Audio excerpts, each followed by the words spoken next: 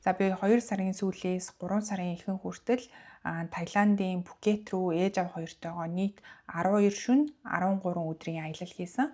За тэгээд энэ аялалд маань нийт 3 том хүнд хэдэн төгрөг зарцуулагдсан бэ гэдэг талаар зардлынхаа задаргааг нь танилцуулъя. За тэгээд ер нь хаач очсон энэ газарт очих юм бол ийм юмнуудыг хийж үзээрэй гэсэн жагсаалтууд байдаг шүү дээ тий. Би тэгээд тэр жагсаалтууд дундаас өөрийнхөө хийсэн юмнуудын үнийг нь баримжаа болог гэж бодоод бас давхар оруулчих. Яагаад гэхээр Таиландад чинь юм яг нэг үнээрээ байдаггүй юм байл нь шүү дээ. Дандаа ингээд үн хаялцж ээж, ярьж хөөрж ээж, дээш нь доош нь буулгаж ээж тэгээд үнэн тогтдөг юм байлээ. Тийм болохоор миний одоо авснаас илүү хямдхныг олох боломжтой ч гэж магадгүй.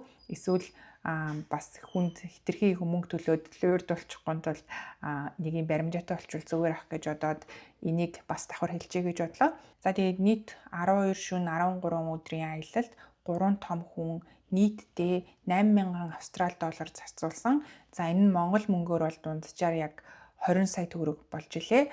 За энэ 20 сая төгрөгөнд бол онгоцны билет тэгээд зочид буудаал Таиландд очиод идэж уух юм үзүр үйлчлэгээ гэх мэт бүх юмных нь үн орсон байгаа. Энэ нь бас Монгол руу явахдаа нэг манго зонго ч гэдэг юм уу те би ажлынхандаа бас нэг хідэн жимс мэмс авчирсан. Тэр болгоных нь бас бүх юм нь орчихсон байгаа үнэн шүү. Тэрнээсээ өөр хувцас хунаар авдаг ч юм уу, тийм шопинг мопинг хийх үн бол огт ороогүй байгаа. Яагаад тэгэхээр бид гурав тэнд очиод огт шопинг бас хийгээгүй. Гэхдээ тэр хатаасан жимс манго дээр бол нэг үнэтэй болоогүй.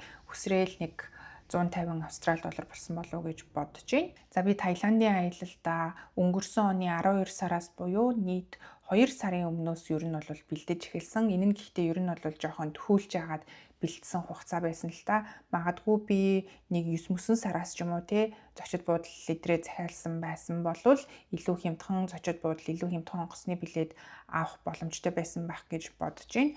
За нийт гарсан зардлын хамгийн одоо томоос нь эхлээд дурдаад явъя. Мэдээж хамгийн их үнэтэй нь бол онгоцны зардал байна. Монголоос Пхукет рүү нисээд тэгээ Пхукетээсээ буцаад Монгол руу явхад ирж очих юм билет бол 2,307 мянга гэжсэн. Би авто бол тийм билет авсан. Гэхдээ манай ээж Монголоос Пхукет орчоод Пхукетээсээ шууд Австрали руу ирэх байсан байхгүй. Тийм болохоор билетийн жоохон салгаж авах ёстой болсон. Миний билетийн хувьд гэх юм бол Австралиас Пхукет ороход ирж очих юм билет нь яг $1000 болж исэн. За 3 үний нийт онгоцны билетийн төлбөр бол австрали доллараар $3,250 болсон юм байна. Энэ нь Монгол мөнгөөр ойролцоогоор нэг 7,800,000 орчим мянга болсон юм байна. За тэгээд энэний дараачийн нэг том зардал бол мэдээж зочид буудлын зардал байгаа. Бид нийт 4 буудалд буусан. Хамгийн ихнийх нь онгоцны буудалтай ойрхон байдаг. Зүгээр нэг хямдхан од модч бараг байхгүй дээ. Тийм зочид буудал байсан. Тэнд болохоор бид 3 нэг өрөөнд 3 ортой өрөө захиалахад нэг хоногийн 288,000 төгрөг болсон юм байна. За тэгээд энэ хотелоос энэ зочид буудлаасаа гарчаад бид 3 дараачийн 4 стартай 4 одтой зочид буудал руу шилжсэн. Тэр зочид буудалтаа бид 3 болохоор яг 2 хонсон. За тэр газар нь болохоор яг ийм ой модон дундаа байдаг ер нь тийм жоохон Таиланд өнгө аястай газар байсан. Тэгээд 4 одтой гэхэд харьцангуй цэвэрхэндээ чуу газар байсан юм шиг надад санагдсан. За тэгээд тэнд 2 хоноход бол 614,400 төгрөг болсон юм байна. За тэгээд тэр буудлаасаа гарчаад бид 3 Airbnb-д 9 хонсон. За тэгээд Airbnb-д 9 хоноход бол австрали доллараар $918 төлсөн. Тэр нь Монгол мөнгөөр бол ойролцоогоор 2,200,000 орчим болж байна. За тэгээд 9 хоног Airbnb-д байчаад эннээсээ гараад 2 хоног 5 одтой зочид буудалд буусан. Тэр зочид буудал маань болохоор 2 хоногийн австрали доллараар $555, Монгол мөнгөөр бол 1,330,000 төгрөгийн үнэтэй байсан юм байна. Тэгээд энэ буудлыг би айгүй азтай хямдхан захиалсан гэх юм уу. Би trip.com, booking.com, Agoda энтрээс харангууд энэ 2 хоноход л энд шууд $800 гэж яг намайг захиалгад гараадсан байхгүй юу. Тэгсэн чинь би яг энэ зочид буудлынх нь өөрсдийнх нь вебсайт руу ороод харсан чинь нэгэн өрөө үлдсэн гээд тэгээд нэг өрөө нь болохоор $550 гэд байсан. Би тэгээ шууд энэ зочид буудлынх нь өөрсдийнх нь вебсайтнаас нь энэ хямдхан өрөөг шууд захиалаад авсан байгаа. За тэгээ Phuket-д хийсэн activity-нууд буюу одоо хийсэн үйл ажиллагаанууд гэх юм уу. Тэгээ тэрэнд болвол юу хийсэн бэ гэхээр үнэтэй гэх юм бол PP Island-ийн нэг өдрийн трипэнд явсан. Тэгээд заантай хамт тусанд ордог заантай зураг авахултай тим юмд явсан. Тэр хоёр л бол хийсэн активитинуудаас хамгийн үнэтэйнээс сүмээр зочлогч гэдэг юм уу, эсвэл зүгээр маркетаар явах, эсвэл Old Phuket Town гэдэг хуучин тийм Phuket-ийн town гэдэг газар идэм билээ. Тэр мөрөө дурсгал газруудаар явхад бол мэдээж үнэгүй зөвхөн хоолндоо такси унаандаа л мөнгө зарцуулж байгаа.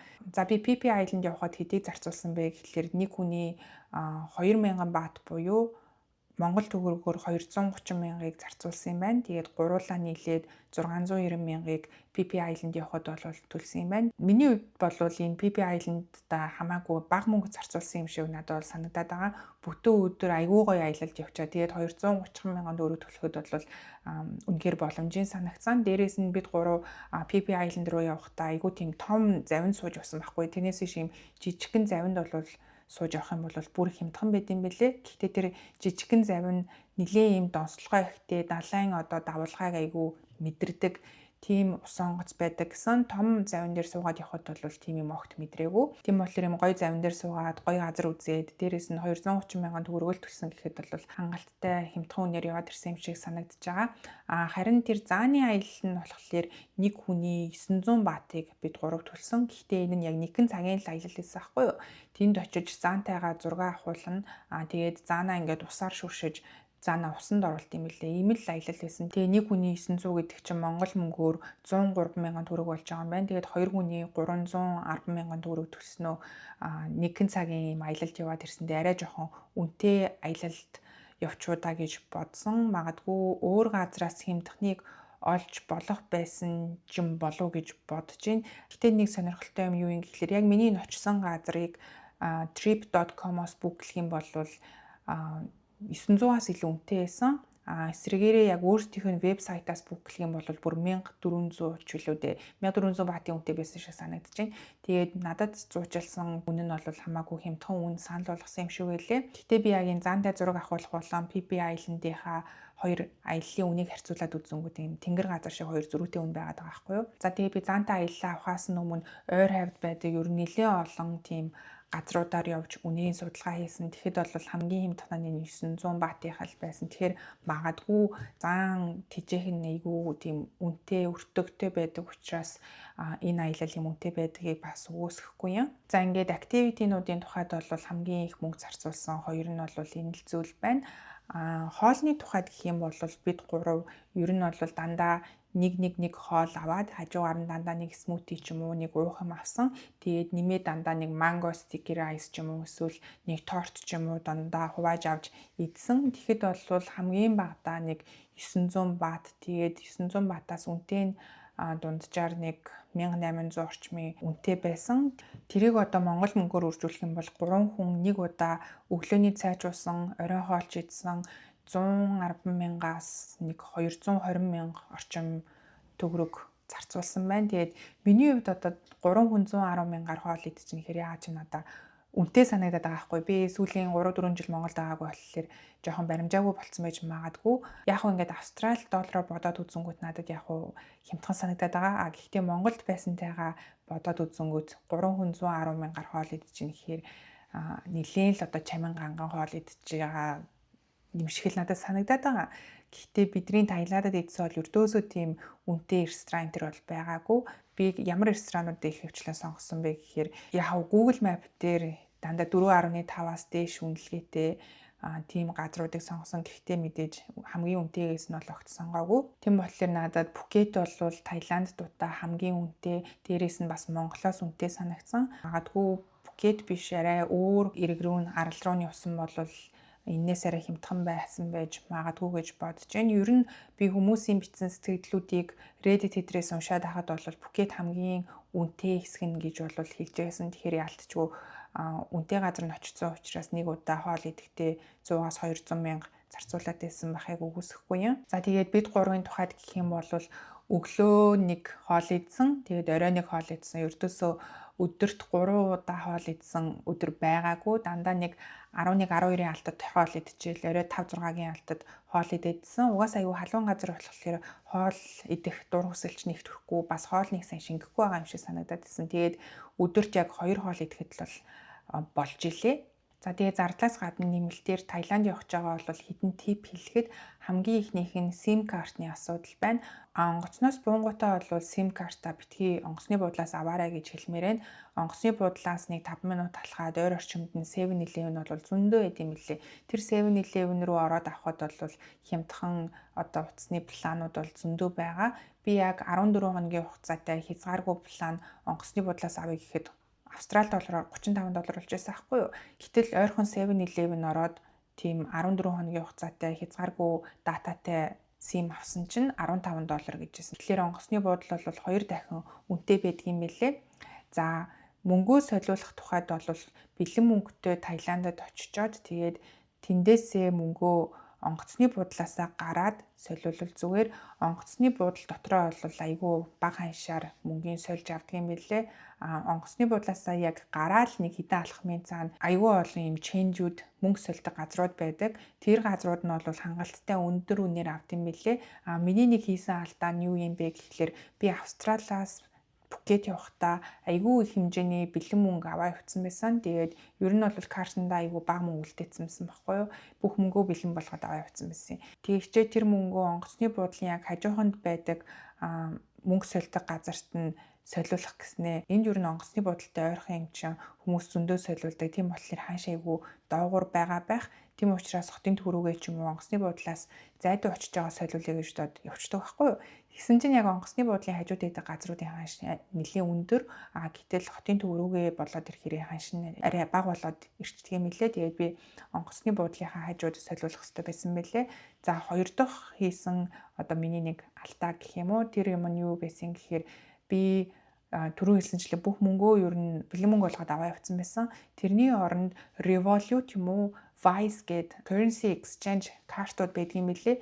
Тим карттай Таиланд явсан бол хамаагүй дээр санагдсан.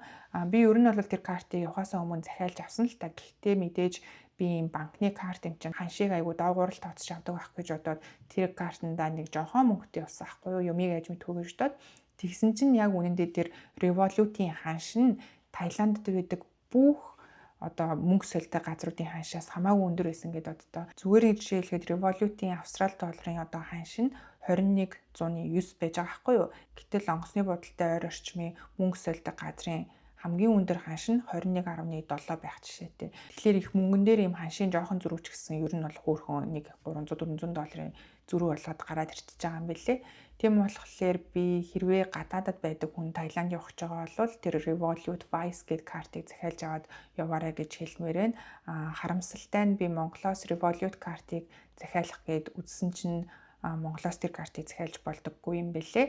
За тэгээд Таиландд очичоод такси барихын тухайд бол ердөөсөө түк ч юм уу те Grab дээр надад айгүй бариад хэрэггүй юм шиг санагдсан. Тэрний оронд Bolt гээд тэдний өөрийнх нь аппликейшн байд юм лээ. Тэр болохоор яг л найдвартай нэг айгүй дайггүй боломжийн өмнө өгчтэй юм шиг надад санагдсан. Би бас Grab-тай харьцуулж үзэхэд бол Bolt нь хамаагүй хямдхан байд юм лээ. Тэгээ түк чинь айгүй тийм скам гарууд ихтэй гэдэм билээ шүү дээ. Тийм болохоор найдвартайгаар нь Bolt-ороо явуучвал зүгээр санагдсан.